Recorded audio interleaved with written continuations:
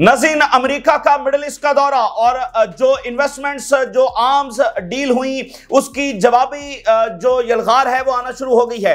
इसका अब जवाब आना जो है वो शुरू हो गया है। ये जिनके खिलाफ इत्तेहाद बनाए गए, ये जिनके खिलाफ डील्स की गई, ये जिनके खिलाफ अमेरिका की जानिब से इकदाम उठाया गया, जो डबल गेम की गई, अब उनके जवाब आना शुरू हो गए हैं। और सबसे पहला जवाब मॉस्को से सामने आ रहा है। मॉस्को की जानिब से अरब लीडरशिप को इन्वाइट कर लिया गया है।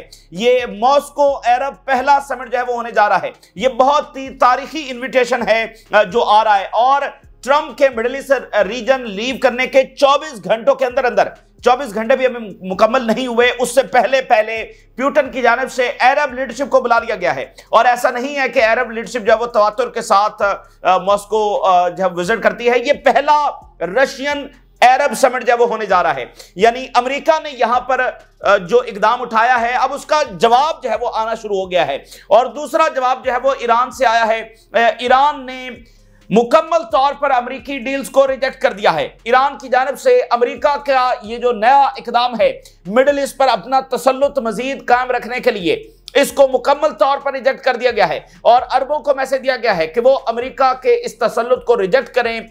आप यूं समझिए कि नई जंगों का आगाज हम यहां पर देख रहे हैं। बहुत ही आप कह लें कि खतरनाक और दर्दनाक जंगों का नए फ्रंट जो है वो यहां पर हमें खुलते हुए नजर आ रहे हैं। क्योंकि जो बीज यहां पर बोया गया है, वो उसकी जो फसल है वो सिर्फ और सिर्फ तबाही की है। वो पीस की फसल यहां पर नहीं बोई गई, पीस का बीज जो है वो यहां पर नहीं बोया गया, बल्कि नई जंगों को जन्म देने जा रहा है ये सारे इकदाम। तो ईरान की जानिब से आप यूं कहिए कि सख्त तरीन स्टेटमेंट सामने आई, सख्त तरीन, मुकम्मल तौर पर इसको रिजेक्ट कर दिया गया है। आप यूं समझिए कि तबले जंग यहां पर है जो बच गया है। पिछली 3 दहाइयां जिस वजह से यहां पर लड़ाई चलती रही है, दोबारा मामला उसी की तरफ जो है वो जा रहा है। और जो गजा में एस्केलेशन हुई है, गजा में जुल्म जो वो बढ़ा है, तो यमन की जान से इजराइल पर हमले एस्केलेट करने का ऐलान कर दिया है। अरब समिट जो है वो जारी है और 7 यूरोपीय ममालिक की जान से इमीडिएट सीज़फायर का मुतालबा किया गया है। ये तमाम ताज़ा तरीन जो सूरत हाल है आपके सामने रखेंगे। तेजी के साथ दुनिया तब्दील हो रही है और मिडिल ईस्ट का जो ट्रंप का दौरा था उसके ऊपर हम बात करते रहे कि ये इन्वेस्टमेंट्स हो रही हैं, लेकिन इसके बहुत सारे डायमेंशन और आने वाले दिन बताएंगे कि मामला किस तरफ जा रहे हैं। लेकिन बहरहाल ये जो इन्वेस्टमेंट्स हैं ये मामूली नहीं है। और ये जो आर्म्स डील्स हो रही हैं और ये जो सारा कुछ हो रहा है, ये नए कॉन्फ्लिक्ट्स को भी जन्म दे सकता है। और फिलहाल हम उसी की तरफ जा रहे हैं। नाज़रीन, जवाबी जो वार है वो आना शुरू हो गया है। जवाबी यलगार जब वो हो गई है ट्रंप के मुआहदे और इतनी बड़ी असलहा डील्स, और फिर ईरान और चीन के खिलाफ जो हर्जा सराय की गई है, ये सब इस बात का सबूत था कि हम नए तनाज़ात की तरफ जा रहे हैं। और जिसे ईरानी सदर ने कहा कि ये हमें आपस में लड़वाने की कोशिश की जा रही है, तो वो बात बिल्कुल सही यहां पर साबित हो रही है। अब आप देखिए, इसको आप सादा अल्फाज में यूं समझ सकते हैं कि अमेरिकी मॉडल क्या रहा है मिडिल ईस्ट के हवाले से। अमेरिकी मॉडल मिडिल ईस्ट के हवाले से ये रहा है कि गल्फ कंट्रीज हैं जो उनके इत्तेहादी हैं, और गल्फ जो हैं इनको खतरा है ईरान से, तो हम यहां पर मौजूद रहेंगे गल्फ को बचाने के लिए। किससे? ईरान से। अगर कोई खतरा ही ना हो तो फिर यहां पर रहेंगे कैसे? तो ये मॉडल है कि ईरान खतरा है। खतरा किसको है? गल्फ को। और गल्फ हमारे इत्तेहादी हैं और बड़े अच्छे लोग हैं, और उनको बचाने के लिए हम यहां पर मौजूद रहेंगे। तो यह मॉडल रहा है। अब चीन की मिडिल ईस्ट के अंदर एंट्री कैसे होती है? चीन की मिडिल ईस्ट के अंदर एंट्री होती है इस चीज से कि उसने गल्फ ईरान को दोस्त बना दिया। यह चीन की पहली मिडिल ईस्ट के अंदर एंट्री थी। यानी अमेरिका गल्फ और ईरान को लड़वा रहा था, चीन ने गल्फ और ईरान की दोस्ती करवा दी, जो कि बड़ा हिस्टोरिक इक़दाम था। और इस्लामी दुनिया में इसके बहुत मुस्बत नतीजे देखने को मिले। इस्लामी दुनिया की जानिब से उसको वेलकम किया गया और पीस की जानिब हम बढ़े, रियल पीस की तरफ हम बढ़े। ईरान के और बाकी मालिक के जो ताल्लुकात की खराबी थी, मतलब एक इस्लामी दुनिया का जो इत्तेहाद है, जो मिडिल ईस्ट का इत्तेहाद है, उसकी तरफ हम बढ़े। ईरान मिस्र, Iran Turkey, Iran Saudi Arabia, अब बाकी बहुत सारे इशूज वो हल होने की तरफ गए, मुल्कों के दरमियान ताल्लुकात। इवन आप देखिए, जो बहरीन के किंग है वो मॉस्को गए और उन्होंने कहा कि ईरान के साथ हमारी सुलह होनी चाहिए।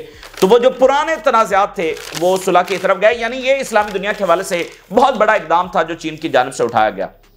तो ये चीन की एंट्री थी। अब मिडिल ईस्ट जो है वो जा रहा था टुवर्ड्स चाइना। अब इसको दोबारा से वही मॉडल जो है वो अमेरिका की जानिब से रीइंफोर्स किया गया, क्योंकि अमेरिका के पास दूसरा कोई मॉडल नहीं है और उसका मॉडल जंगों का है। हर टाइम ये खतरा बना के रखो, हर टाइम ये खौफ की फिजा रखो, ताकि उसका असला बिक सके। 2024 का जो साल था वो असले असास कंपनीज के लिए बहुत फायदेमंद साबित हुआ। $238 बिलियन का असला अमेरिका ने सेल किया। अमेरिकी असले असास कंपनीज के लिए बहुत फायदेमंद साबित हुआ। और इस साल आप देख लीजिए कितनी बड़ी हिस्ट्री की सबसे बड़ी असला डील्स हो रही हैं। तो जब तक खतरा नहीं होगा, जब तक खौफ नहीं होगा, तो असलहा नहीं बिकेगा। और अमेरिका की सबसे बड़ी इंडस्ट्री जो है वो असलहा की इंडस्ट्री है। तो दोबारा से मिडिल ईस्ट के अंदर वही मॉडल जो है वो रीइंफोर्स अमेरिका की जानिब से किया गया चीन के उस इकदाम के नतीजे में, जिसमें उन्होंने दोस्ती करवाई और रियल पीस की तरफ हम बढ़े। तो गल्फ को दोबारा से खतरा लाहक हो गया है। किससे? ईरान से। और गल्फ को बचाने के लिए दोबारा से अमेरिका, यानी अमेरिका की यहां पर रहने का जवाब ही यह है कि ईरान से चूंकि खतरा है, ईरान बहुत बड़ा विलन है, ईरान बहुत बड़ा फसादी है, इसलिए तो आप देखें ट्रंप की सारी जो स्टेटमेंट्स थी वो उन्हीं के खिलाफ थी। यानी एक हर्जा सराय जो है वो डिस्ट्रक्टिव, मोस्ट डिस्ट्रक्टिव फोर्स है वो ईरान को कहा गया, हालांकि इस वक्त एक्टिव जेनोसाइड जब इजराइल कर रहा है। और सब जानते हैं कि मिडिल ईस्ट में जंगों का जो जिम्मेदार है वो इजराइल है। अच्छा, अब ये बातें हम हवा में नहीं कर रहे हैं, खुद ट्रंप की जुबान के ऊपर वो बात आ गई है, ठीक है ना, खुद ट्रंप की जुबान के ऊपर वो बात आ गई है जो असल बात है। जरा उसकी स्टेटमेंट देखिए। The gulf region is a great and has not been treated as it deserve. Gulf का जो रीजन है बड़ी इसकी अहमियत है और हमने कभी इसको अच्छे तरीके से ट्रीट नहीं किया जैसे ये डिजर्व करते हैं। यानी चूंकि गल्फ ट्रंप को इसलिए बहुत पसंद है क्योंकि दुनिया की सबसे ज्यादा जो दौलत है वो यहां पर है, ठीक है ना, सबसे ज्यादा ये दौलतमंद लोग हैं, तो इसलिए बहुत ज्यादा पसंद है ट्रंप को। और फिर चूंकि यहां पर मतलब बादशाहते हैं और उस तरह से, तो ये मोनार्कीज जो है वो ट्रंप को पसंद है क्योंकि ये एक ही बंदे ने फैसला करना होता है, तो ट्रंप को इस तरह के लोग जो है पसंद है। एंड इट वाज असल जो बात है, जो जंग मैं आपको बता रहा हूं, खौफनाक तरीन दौर आगे आने वाला है, नई जंगे इस वक्त हम उनकी तरफ बढ़ रहे हैं। और ये लाइन है जो ट्रंप की जुबान के ऊपर आ गई है। Gulf region was heading toward China but that will not happen now. जो असल जिसकी वजह से जंग छिड़ने जा रही है मामला ईरान के खिलाफ, यानी ईरान के खिलाफ चूंकि ईरान को खतरा बताकर वो यहां पर अपनी मुदाखलत का जवाब तलाशते हैं। और अब की बार कंप्रीहेंसिवली ये इकदाम जो है वो चाइना के खिलाफ उठाया गया। इससे पहले चाइना नहीं था, सिर्फ ईरान था। अब कंप्रीहेंसिवली ये इकदाम चाइना के खिलाफ है और छोटे फ्रेम में ये इकदाम जो है ईरान के खिलाफ है कि ईरान खतरा है इसलिए हमने यहां पर रहना है। जैसे वो कहते हैं हर कोई सीरिया में इसलिए रहना चाहता है कि वहां वो जवाब बता दीजिए हमने दाएं से लड़ना है, तो यहां पर। अच्छा, अब आप देखिए कि ट्रंप अपनी जुबान से इस बात का इकरार कर रहा है कि ये सारा मामला उसने किया है कि ये मिडिल ईस्ट जो है वो चीन की तरफ जा रहा था, लेकिन अब उसकी कैलकुलेशन के मुताबिक ये चीन की तरफ नहीं जाएगा। यानी इससे क्या साबित हुआ? इससे साबित ये हुआ कि ये मामला बायलैटरल नहीं है। भाई दुनिया आपस में मिले, दुनिया आपस में इन्वेस्टमेंट्स करे, किसी को क्या मसला हो सकता है। लेकिन जब आप ये इस किसी थर्ड पार्टी के खिलाफ इकदाम उठा रहे हैं, ये बायलैटरल तो ना हुआ कि मिडिल ईस्ट और अमेरिका जब वो बायलैटरल दो तरफा कर रहे हैं, म्यूचुअल इंटरेस्ट के ऊपर चल रहे हैं, नहीं, थर्ड पार्टी के खिलाफ ये इकदाम है। ये इकदाम चाइना के खिलाफ है, ये इकदाम जो है ईरान के खिलाफ है, तो वहां से भी तो जवाब आएगा ना। और अगली बात सुनिए, ये जो दौलत अमेरिका के ऊपर निछावर की जा रही है इस वक्त मिडिल ईस्ट में, ऑयल और गैस ही है ना उनके पास, तो उनकी एनर्जी का सबसे बड़ा बायर कौन है? भाई वो टेक्नोलॉजी तो नहीं बनाते, ऑयल और एनर्जी ही की ये सारी दौलत है ना जो उनके पास आई है। सबसे बड़ा बायर कौन है इस वक्त?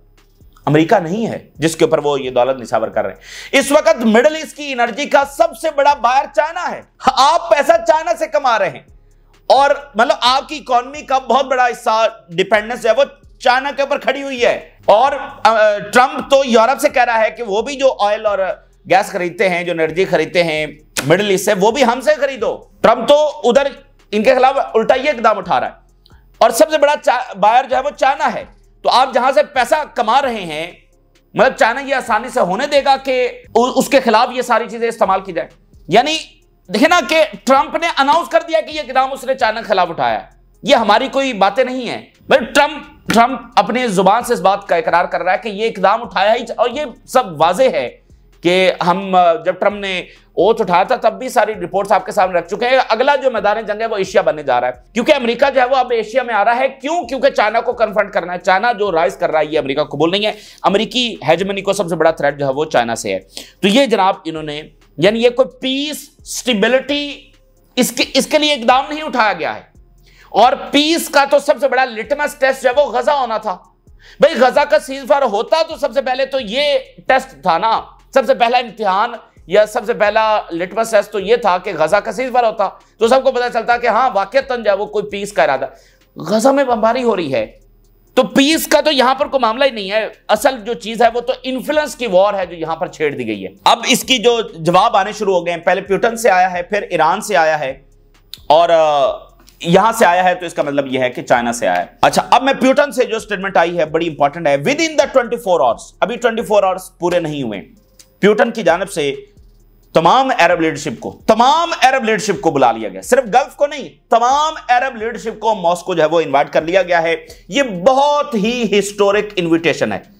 फर्स्ट रशियन अरब समिट जब वो होने जा रहा है। अब आप देखें, ट्रंप इकदाम उठाकर गया उसके 24 घंटों के अंदर अंदर। यह पहले भी आ सकता था, यह आज से कोई 6 महीने के बाद भी आ सकता था। नहीं, यह इसके साथ बरह रास्त लिंक है। Putin invite Arab leaders to first Russian Arab summit in October. Putin की जानिब से ये इन्विटेशन आ गया है। तो ये जवाबी वार है अमेरिकी इकदामात का जिन्होंने यहां पर इन्फ्लुएंस की जंग छेड़ दी। यानी मिडिल ईस्ट में अमेरिका दोबारा से अपनी हेजेमनी को रीइंफोर्स कर रहा है और अब रशिया, चाइना, ईरान, बाकी इत्तेहादी जो है वो अपनी तरफ से इसको कन्फ्रंट करेंगे। यानी अमेरिकी हेजेमनी को वो मिडिल ईस्ट के अंदर जो है वो कन्फ्रंट करने जा रहे हैं। और जैसा कि हम अब बात करते रहे कि देखना यह होगा कि ये ममालिक जो हैं, गल्फ कंट्रीज जो हैं, ये चाइना के साथ कैसे बैलेंस करेंगे। आप बायलैटरल इकदाम तो नहीं हो रहा है ना, आप चाइना, ये इकदाम चाइना के खिलाफ हो रहा है, तो चाइना के खिलाफ आप कैसे जा सकते हैं? तो चाइना को आप कैसे मनाएंगे? चाइना के साथ आप कैसे जो है वो चीजों को बैलेंस करेंगे? और साथ फलस्तीन का मसला जो का तू है, बल्कि इसराइल तो अब वहां पर मजीद अग्रेशन एक्सपैंड कर चुका है और फलस्तीनियों को डिस्प्लेस करने का इरादा उसी तरह से रखता है। और जो सबसे भयानक और दर्दनाक चीज इससे भी ज्यादा आगे होने जा रही है, वही दौर नाजरीन, वही दौर वापस आ सकता है जो ईरान और गल्फ की जंग हुई है, सर्द जंग हुई है। और हमने ये सर्द जंग अफगानिस्तान में देखी, हमने ये सर्द जंग लिबिया में देखी, हमने शाम में देखी, हमने लेबनान में देखी, हमने हूतीज के यहां देखी, इराक में देखी। यानी ये इस्लामी तारीख का, हालिया तारीख का ये सबसे भयानक और दर्दनाक और तलख तरीन दौर था जो ये गल्फ और इस्लामिक रिपब्लिक ऑफ ईरान के दरमियान सर्द जंग छिड़ी। बहुत ही भयानक तरीन ये दौर था। तो अब दोबारा से वही करने की कोशिश की जा रही है, उसी मॉडल को दोबारा से अप्लाई करने की कोशिश की जा रही है। यानी गल्फ दोबारा से ईरान से लड़ेंगे और पीछे से अमेरिकी असलहा होगा और अमेरिका की मुदाखलत का मिडिल ईस्ट में जवाब है वो बना रहेगा। और उस वक्त मैंने ट्रंप की जो स्टेटमेंट आपके सामने शेयर की थी जब ये दौरा हो रहा था, और मैंने आपको बताया था ये स्टेटमेंट ही नई जंगों को जन्म देने वाली है। Trump says we will protect Middle East. ये स्टेटमेंट अपने आप में एक भयानक स्टेटमेंट है और नई जंगों का ऐलान। और भैया आप क्यों प्रोटेक्ट करेंगे मिडिल ईस्ट को? आप अफ्रीका को क्यों नहीं प्रोटेक्ट करते? आप कहीं और जाकर प्रोटेक्शन क्यों नहीं करते? आपको मिडिल ईस्ट ही की प्रोटेक्शन करनी है। और मिडिल ईस्ट को खतरा किससे है? अगर कोई रियल थ्रेट है तो वो तो इजराइल से है, इजराइल की जेनोसाइड से। और ना सिर्फ रीजन को बल्कि ग्लोबल सिक्योरिटी को थ्रेट इस वक्त इजराइल की जेनोसाइड से। लेकिन मिडिल ईस्ट को हम प्रोटेक्ट करेंगे और किससे करेंगे? ईरान से। ईरान जो इस ट्रंप के दौरे से पहले ईरान जो है वो सऊदी अरेबिया का दौरा करके गए हैं, सुलह हो चुकी है, मामलात मतलब सब चीजें ठीक जा रही हैं, लेकिन हम मिडिल ईस्ट को प्रोटेक्ट करेंगे। तो ये जो प्रोटेक्शन का ऐलान है, और फिर साथ ये भी बताना है कि मिडिल ईस्ट को खतरा किससे है? ईरान से। तो ये स्टेटमेंट अपने आप में उस वक्त भी ऐलान जंग थी, लेकिन अब जो है वो साबित हो चुका है कि मामला जो है वो किस तरफ जा रहा है। और अब की बार ये खेल और दर्दनाक होगा, क्योंकि अब की बार जो गल्फ है उनके पास लेटेस्ट वेपन्स होंगे। देखिए, जब अभी ये अरब्स वर्सेस हूतीज वॉर हुई है ना, तो उसमें F-15 तैयारे थे। अब अगर F-35 होंगे तो फिर क्या होगा? और जदीद मिसाइल और वो सारी चीजें होंगी, तो खेल और दर्दनाक होगा या नहीं होगा? तो अब की बार ये जो मॉडल इंपोज करने की कोशिश की जा रही है, ये और भी दर्दनाक खेल होने जा रहा है। और जो सुप्रीम लीडर से स्टेटमेंट सामने आई है, वो इस बात को खुलकर बता रही है कि क्या करने की कोशिश की जा रही है और किस तरह हम एक नई जंगों की तरफ जा रहे हैं। यानी हम कोई हवा में बातें नहीं कर रहे हैं। सुप्रीम लीडर की जानिब से पहली स्टेटमेंट आ गई है जो ट्रंप का सारा दौरा हुआ, यानी उसका जवाब आ गया। मतलब सबसे बड़ा तजस्सुस यह था ना कि दुनिया इसको कैसे देख रही है, क्या दुनिया इसको बायलैटरल देख रही है? तो पहला रिएक्शन उधर प्यूटन और अब ईरान से सुप्रीम लीडर से। इससे पहले ईरानी सदर जब ट्रंप मौजूद था तब भी ईरान के सदर ने भी स्टेटमेंट जारी की जिससे हमें थोड़े से आसार नजर आए, लेकिन अब ईरान के सुप्रीम लीडर ने वाजे कर दिया, तमाम मुआहदों को रिजेक्ट कर दिया गया। आप अंदाजा नहीं लगा सकते कि यह कितनी खतरनाक बात है। यानी ईरान और सऊदी अरेबिया करीब आ रहे हैं, ईरान और गल्फ करीब आ रहे हैं। अमीर कतर 2 मरतबा दौरा अभी ईरान का कर चुके हैं और मुकम्मल राब्ते के अंदर है ईरान और कतर। सुप्रीम लीडर की जानिब से, ईरान की जानिब से इन तमाम मुआहदों को रिजेक्ट कर दिया गया है। अब आप अंदाजा करें कि ये कितनी खतरनाक बात होने वाली है। मैं स्टेटमेंट्स आपके सामने रखता हूं। The model Trump is presenting to Arab country is absolutely a failed one. जो मॉडल ट्रंप अरब कंट्रीज को दे रहा है वो फेल्ड मॉडल है। यानी मैं आपको बताऊं कि इन रिसेंट ईयर, हालिया सालों में अरबों का नाम लेकर ये सबसे सख्त तरीन स्टेटमेंट है जो आई है। यानी अरबों के किसी इकदामात को कैटेगोरिकल ईरान की जानिब से रिजेक्ट किया गया। यानी बिल्कुल वही दौर, मतलब जब उस वक्त जो स्टेटमेंट्स आती थी गल्फ से उनके खिलाफ और ईरान से इनके खिलाफ, यानी ये वही बात दोबारा हम उसमें आ गए। इवन इस जंग के दरमियान भी हमने इस तरह से कोई हार्श स्टेटमेंट्स नहीं देखे। ये हालिया सालों की सबसे सख्त तरीन स्टेटमेंट है जिसमें बाकायदा अरबों के एक इकदामात को मुकम्मल तौर पर रिजेक्ट कर दिया गया और उन्होंने कहा कि फूल बनाया जा रहा है और ये जो मॉडल पेश किया जा रहा है अरबों को, ये फेल्ड मॉडल है। और वो मॉडल क्या है वो मैंने आपको बता दिया है कि गल्फ रीजन जो है, जो मिडिल ईस्ट है, ये खतरे में है और खतरा ईरान से है और हम मिडिल ईस्ट को बचाएंगे ईरान से, ये मॉडल है। और अब की बार चूंकि चाइना से वर्ल्ड ऑर्डर की लड़ाई जारी है तो कंप्रीहेंसिवली जो है ना, अब इसमें चीन भी आ गया है, कंप्रीहेंसिवली चीन को मिडिल ईस्ट से निकालने की। लेकिन वहां पर रहने के लिए चीन का नाम नहीं लिया जा रहा, वहां पर रहने के लिए ईरान खतरा है। तो ये मॉडल है। तो वो सुप्रीम लीडर कह रहे हैं कि ये जो मॉडल अरबों को बेचा जा रहा है ये फेल्ड मॉडल है, ये हम कामयाब नहीं होने देंगे। Trump remark source of shame and embarrassment for him and American. अब आप देखें ना, गल्फ कंट्रीज का विजिट हुआ, उन्होंने कहा बहुत अच्छे हैं, यानी ट्रंप की भी तारीफें हुई और कहा कि आप तो अमन लाने वाले हैं, ये सारी बातें हुई। अब कंपैरिजन करें ना कि ईरान कह रहा है कि शेमफुल, मतलब ट्रंप के तमाम इकदामात को शेमफुल कह रहा है, तो उधर तो अहद बांध लिया गया है, उधर तो अमेरिका से अहद बांध लिया गया है। आप देखें वहां पर तो बेसिस जो हैं उनको मजीद स्ट्रेंथन किया जा रहा है, इन्वेस्टमेंट्स अनाउंस की जा रही है, उन बेसिस को मजीद स्ट्रेंथन किया जा रहा है जो अमेरिका यहां पर है। आगे देखिए, स्ट्रॉन्ग वर्ल्ड स्पीच दी है rejecting Washington influence in the region. देखिए जो सारी लड़ाई है ईरान और मिडिल ईस्ट की, ईरान, बॉटम लाइन ये, ईरान नहीं चाहता कि अमेरिका यहां पर हो। और माजी में भी मुज़ाकरात होते रहे, 90s में भी हुए, सदी के शुरू के अंदर भी हुए। ईरान की शर्त यह थी कि अमेरिका यहां पर नहीं होगा और मिडिल ईस्ट कि ये रियासतें कहती थी कि अमेरिका से हम पीछे नहीं हट सकते, अमेरिका से इत्तेहाद हम खत्म नहीं कर। सारी लड़ाई ही यही है, सारी लड़ाई यही है। और इन मुआहदों के जरिए तो दोबारा से वाशिंगटन ने अपना इन्फ्लुएंस मुसल्लत करने की नई कोशिश की है। Trump model for Arab undoubtedly a failed one and none of the statements made during US president visit to the region are worthy of response at all। कोई खाते में नहीं है इसकी स्टेटमेंट, यानी बिल्कुल एक as low as their stand as a source of embarrassment for both the speaker and American people. Trump के लिए भी और अमेरिका के लिए ये शेमफुल स्टेटमेंट्स हैं जो यहां पर जाकर वो देकर गए हैं।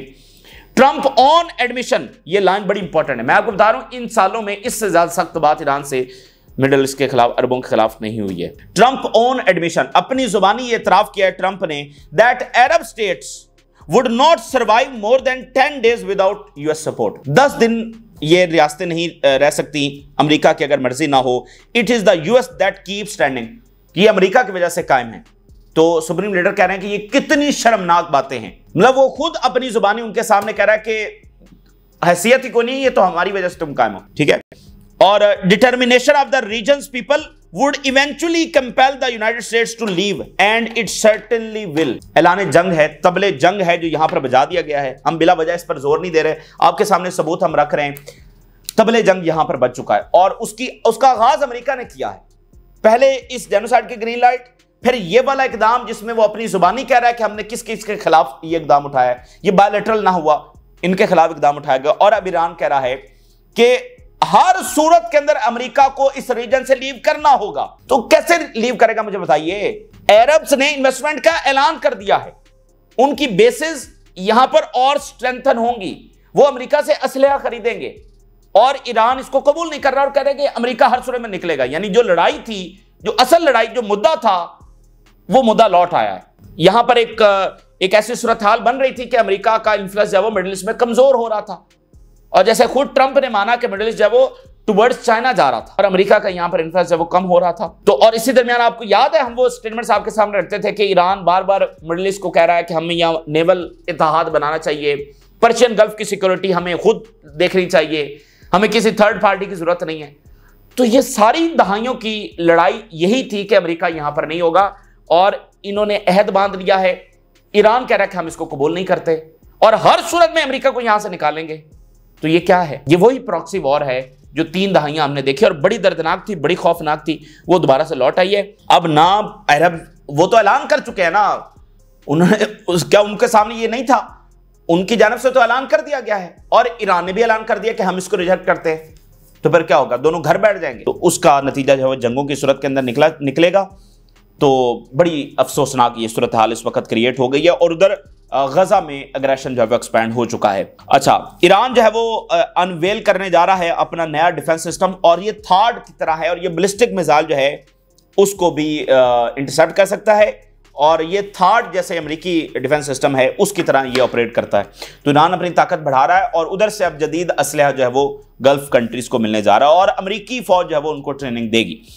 अच्छा, पेंटागन की आप जरा स्टेटमेंट देखिए। We are committed to President Trump America First agenda and achieving a more stable and prosperous Middle East. हम तो मिडिल ईस्ट बड़ा प्रॉस्पेरियस होने जा रहा है, बड़ा खुशहाल होने जा रहा है, बड़ा पुरअमन होने जा रहा है। ये पेंटागन की स्टेटमेंट है। तो मसला सिर्फ ये है कि ये जो नया शख्स आया है ये सिर्फ अमन के लिबादे के अंदर है, चीजें वही हैं लेकिन इसका तरीकाकार जरा मुख्तलिफ है। ये अमन के लिबादे के अंदर आया हुआ है। यमन ने अनाउंस कर दिया नाज़रीन कि वो एस्केलेट करने जा रहे हैं, इजराइल के खिलाफ यमन एस्केलेट करने जा रहा है क्योंकि उनके ऊपर हमला भी हुआ है और गजा के अंदर अग्रेशन जब एक्सपैंड कर दिया गया है। We are working to escalate further as long as the aggression continue against our people in Gaza. और अमेरिका ने हैरी ट्रूमैन एयरक्राफ्ट कैरियर जब निकाल लिया है और अमेरिका ये कह रहा है कि no plan to replace it, कोई मजीद एयरक्राफ्ट कैरियर जब नहीं आ रहा है। तो बड़ी जिल्लत अमेज शिकस्त के साथ यहां से जा रहा है, मतलब कोई फतह आप देखें ना कोई हासिल नहीं है, वो जा रहा है। हैरी ट्रूमैन 2 जहाज इसके डूबे थे और वो कह रहे हैं कि हम मजीद भी कोई एयरक्राफ्ट यहां पर नहीं भेज रहे हैं। तो यमन जो है वो कह रहा है कि हम मजीद एस्केलेट करेंगे। तो असल जो मुद्दा है वो यही है कि इजराइल ने इनको आपस में लड़वा के रखा, गल्फ और ईरान को, और अपना जो है वो आगे बढ़ता रहा। ठीक है, अब जब ये करीब आ रहे थे तो ये एक ऐसी ताकत का मुजाहरा था कि इजराइल के लिए इसमें सर्वाइव करना नामुमकिन था। सबसे बड़ी फतह इस्लामी दुनिया की ये थी कि गल्फ और ईरान करीब आ रहे थे और फोकस दोबारा इजराइल के ऊपर हो गया था, वगरना पिछली 3-4 दहाइयां तो आपसी लड़ाई में गुजरी ना, इजराइल के ऊपर फोकस नहीं हुआ। तो ये इत्तेहाद ही इजराइल अपने लिए सबसे बड़ा खतरा समझ रहा था, तो दोबारा ये मामला उसी की तरफ जा रहा है। अब बगदाद के अंदर अरब समिट हो रहा है जिसमें स्पेन के प्राइम मिनिस्टर पहुंचे। बड़ी गैर मामूली बात, अब देखिए स्पेन के प्राइम मिनिस्टर अरब समिट में पहुंचे हुए और इजरायली मजालिम के ऊपर खुलकर उन्होंने बात की है। Palestine bleeding before our eyes, Spanish PM urge for joint Arab European collaboration on Palestinian state solution. तो बात यह है कि दुनिया तभी आपके साथ मजीद खड़ी होगी ना जब आपकी तरफ से कोई लीडर होगा, यानी इस्लामी दुनिया से, मिडिल ईस्ट से कोई आगे लीड करेगा तो बाकी दुनिया भी सपोर्ट का ऐलान करेगी ना।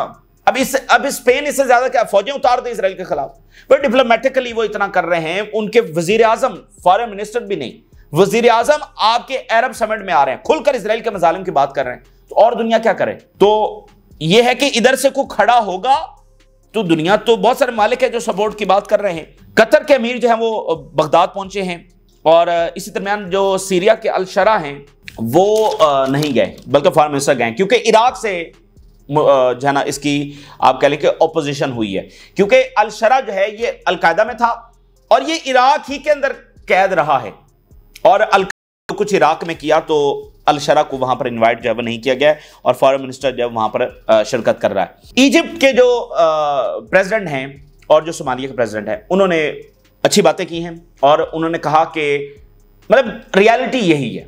उन्होंने कहा कि अगर आप मिडिल ईस्ट के अंदर कोई अमन लेकर आना चाहते हैं तो एक ही रास्ता और वो है फलस्तीनी रियासत की तरफ जाना। अगर आप ये नहीं करते तो उन्होंने ये कहा कि इवन अगर Israel succeeded in normalizing relation with Arab countries, अगर अरबों के साथ कोई नॉर्मलाइजेशन हो भी गई, just peace will not be achieved without the existence of Palestine state. यानी मॉडल ये है ना कि अरब और इजराइल अगर दोस्त हो गए तो मिडिल ईस्ट में अमन हो जाएगा। नहीं, ये मॉडल नहीं है। मॉडल ये है कि फलस्तीनी रियासत बनेगी तो अमन होगा। ये मैं नहीं कह रहा, इजिप्शियन प्रेसिडेंट कह रहा है। तो पता तो इनको सारा है। The establishment of a Palestinian state is the only solution to escape the cycle of violence sweeping the Middle East. देखिए, खुशहाली और तरक्की तभी होगी ना जब अमन होगा।